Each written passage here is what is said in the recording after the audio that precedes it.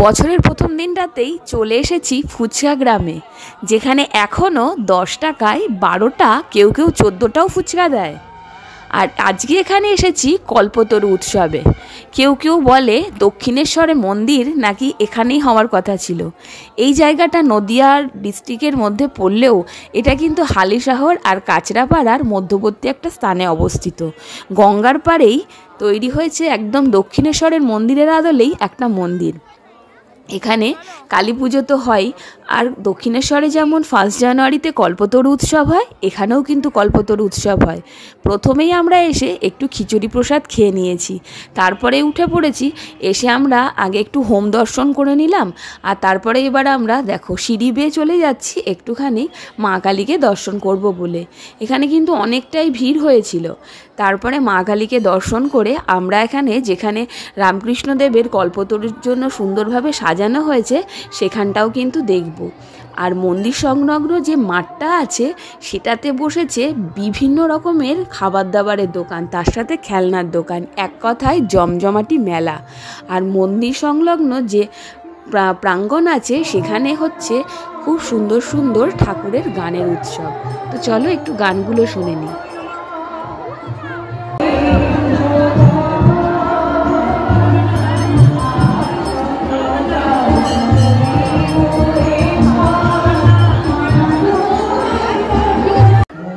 এখানে লেখা রয়েছে ঠাকুরের ছবি তোলা যাবে না, তার জন্য মা কালীর ছবি তুলতে পারিনি।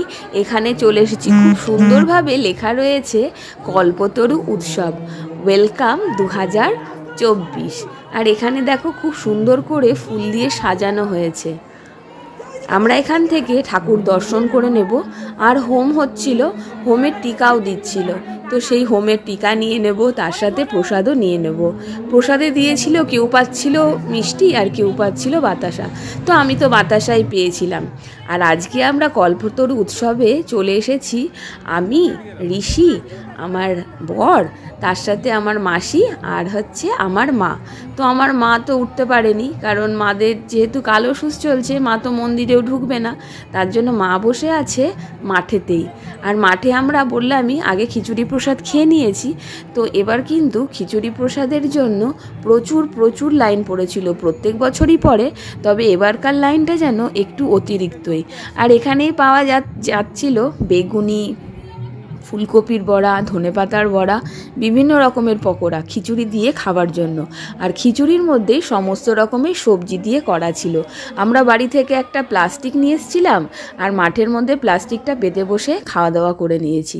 এই দেখো, এখানে মাকে রেখে চলে গেছিলাম, তো এখানে আমরা এখন একটু এসে লেবু খেয়ে নিচ্ছি, আর একটু পরেই বেরিয়ে যাব। প্রচুর মানুষের ভিড়, আর বেরোনোর পথে অবশ্যই খেতে হবে ফুচকা। এই যে এখানে আমাদের ফুচকা খাওয়ার জন্য আমরা লাইন দিয়ে দাঁড়িয়ে রয়েছি। আর এখানে দেখো ফুচকার দোকানগুলো কি সুন্দরভাবে সাজানো হয়েছে। তবে আজকের দিনের জন্য এখানকার ফুচকাতে পেঁয়াজ দেয়া হচ্ছে না। ফুচকাপাড়ার ফুচকাতে কিন্তু সবসময় ওরা আলুটাকে পেঁয়াজ দিয়েই মাখে। কল্পতরু উৎসব উপলক্ষে এখানে আজকে পেঁয়াজের ফুচকা আর যেসব লোটে ফুচকা, মাংস ফুচকা এগুলো পাওয়া যায় সেইগুলো হয়তো বন্ধ ছিল। বেরাবার সময় আমরা তো পেছন রাস্তা দিয়ে এসেছিলাম, কিন্তু মারা এসেছিল সামনের রাস্তা দিয়ে। সেখানে মাদের প্রচণ্ড ভিড়ের মুখোমুখি হতে হয়েছিল। তো আজকের ভিডিওটা কেমন লাগলো অবশ্যই জানিও। আর তোমরা কে কে ফুচকা গ্রামে এসেছো আমাকে কমেন্ট বক্সে জানিও। আজকের মতন এই পর্যন্তই, টাটা। পরবর্তী ভিডিও নিয়ে খুব তাড়াতাড়ি আসছি।